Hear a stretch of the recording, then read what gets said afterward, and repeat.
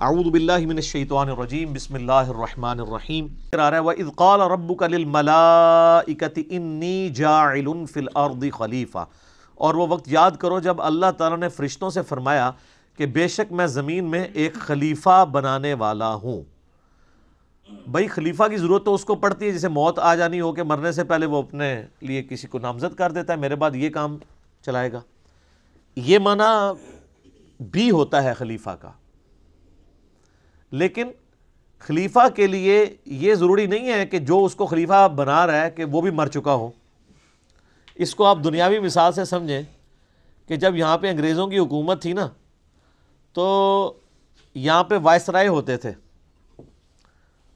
جو آپ سمجھ لیں ایک پپٹ کنگ، ایک کٹ پتلی ایک جو ہے وہ کنگ کے طور پہ بیہیو کرتے تھے۔ ان کی اپنی کوئی مرضی نہیں ہوتی تھی، جو کچھ وہاں سے آتا تھا اس کو کرتے تھے۔ ویسے تو آج بھی کٹ پتلی ہیں، تو اس وقت تو بہت زیادہ ہی تھے۔ وہ ملکہ کی طرف سے، کنگ کی طرف سے جو آرڈر آتا تھا اس کو امپلیمنٹ کرتے تھے۔ تو وہ ایک طرح کے یہاں پہ خلیفہ ہوتے تھے کہ اس کا حکم یہاں پہ نافذ کرتے تھے۔ وہ بھی زندہ ہے اور نافذ کرنے والا بھی زندہ ہے۔ ان معنوں میں آپ بغیر ریزیمبلنس کے صرف اس مثال کو ذہن میں رکھتے ہوئے انسان کس طرح اللہ کا خلیفہ ہے کہ اللہ تعالیٰ نے انسان کو زمین پہ بھیجا ہے تاکہ جو اس کے احکامات ہیں نا ان کو یہاں پہ اسٹیبلش کرے۔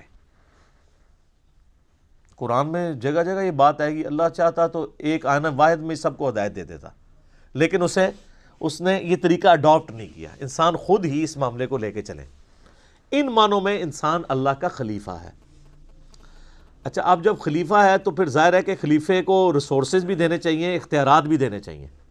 اگر اس کے پاس اختیار نہیں ہوگا، یہ تو اس کے پاس اختیار نہیں ہے کہ جس نے خلیفہ بنایا ہے اس کو پوچھ سکے، البتہ وہ جو کچھ امپلیمنٹ کروانا چاہ رہا ہے نیچے، اس کا اختیار تو وائسرائے کو ہوگا نا، ان لمٹس کے اندر۔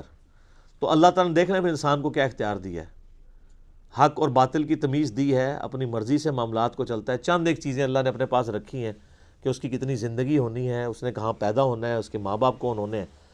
جو چیزیں اس کی تقدیر کے ساتھ جڑی ہوئی ہیں ان کے بارے میں اس نے سوال بھی نہیں کرنا، لیکن جو چیزیں اس نے آپ کے اختیار کے اوپر چھوڑ دی ہیں ایک ایک چیز کے بارے میں، وہ تو ہے وَمَن يَعْمَلْ مِثْقَالَ ذَرَّةٍ خَيْرًا يَرَهُ فَمَن يَعْمَلْ مِثْقَالَ ذَرَّةٍ خَيْرًا يَرَهُ وَمَن يَعْمَلْ مِثْقَالَ ذَرَّةٍ شَرًّا يَرَهُ۔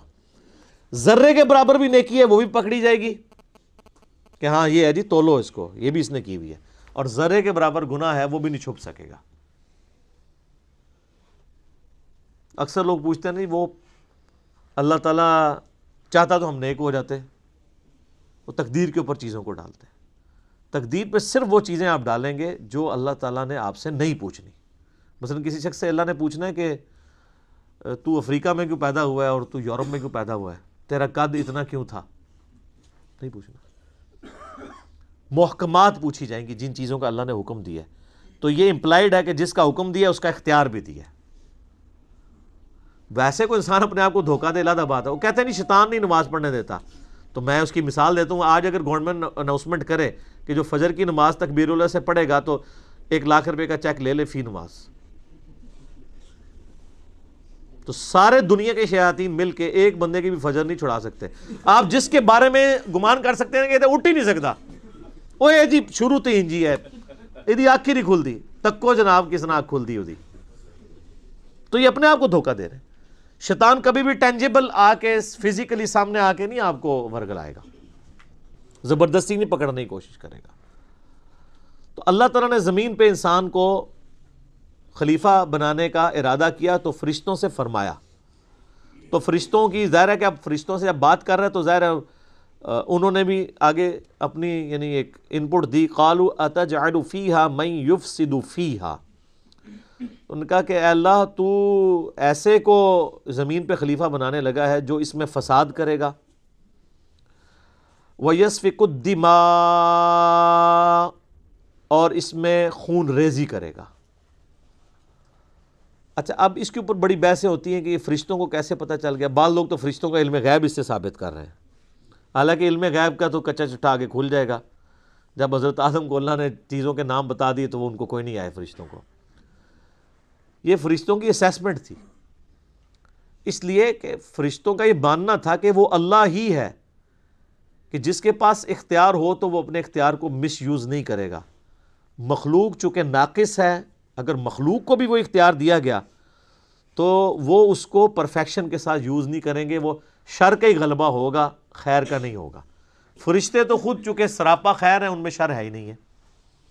ایک یہ توجیہ ہے جو اصل توجیہ ہے، اور ایک توجیہ یہ بھی ہو سکتی ہے جس کو سپورٹ قرآن حکیم کسی حد تک کرتا ہے۔ سورۃ الحجر کے اندر آتا ہے کہ اللہ تعالیٰ نے جنوں کو انسانوں سے پہلے پیدا کیا تھا، اور جن بھی صاحب اختیار مخلوق ہے، اور جنات بھی آپس میں وہی حرکتیں کرتے تھے لڑنے مرنے والی، تو فرشتوں نے اسی پر قیاس کیا کہ جس طرح جنات کر رہے ہیں یہ بھی یہی کچھ کرے گا،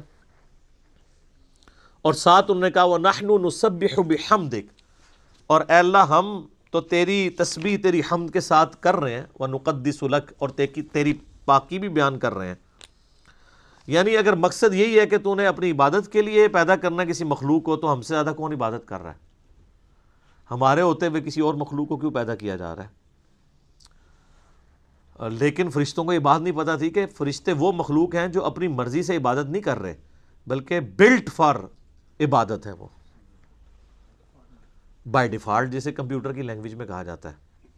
ان میں تو اختیار ہی نہیں نافرمانی کا۔ شیطان نے بھی اس لیے نافرمانی کی کہ وہ جنوں میں سے تھا۔ سورہ الکہف میں آئے گا نا، کان من الجن ففسق عن امر ربی، وہ جنوں میں سے تھا اس لیے اس نے اپنے رب کی نافرمانی کی، ورنہ فرشتہ ہوتا تو نافرمانی نہ کرتا۔ قرآن میں جگہ جگہ یہ مضمون ہے کہ فرشتے تو اللہ کی حکم عدولی کرتے ہی نہیں ہیں۔ قال انی اعلم ما لا تعلمون، تو اللہ نے فرمایا میں وہ کچھ جانتا ہوں جو تم نہیں جانتے۔ مراد یہ کہ میرا یہ ایک پلان ہے اور مجھے پتہ ہے میں کیا کر رہا ہوں۔ سر آپ بڑے قیمتی ہیں۔ اللہ تعالیٰ کو انسان اتنا عزیز ہے کہ اسے، یعنی فرشتے بھی ویسے عزیز نہیں ہیں۔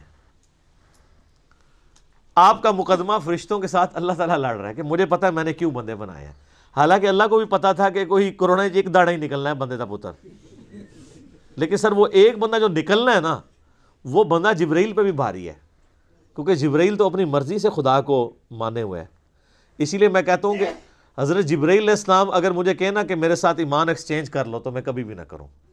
یہ جو انسان کو اللہ نے خوبی دی ہے نا کہ انسان اپنی مرضی سے اپنے رب کو چوائس کرتا ہے، سر یہ حسرت تو جبرائیل کے دل میں ہمیشہ ہی رہے گی کہ میں نے رب کو اپنی مرضی سے نہیں چنا، بلکہ رب نے مجھے چنا ہوا ہے۔ انسان کسی کے لیے کمٹمنٹ شو کرے اپنی مرضی سے، جو اس کا مزہ ہے وہ کسی اور چیز کا مزہ ہو سکتا ہے۔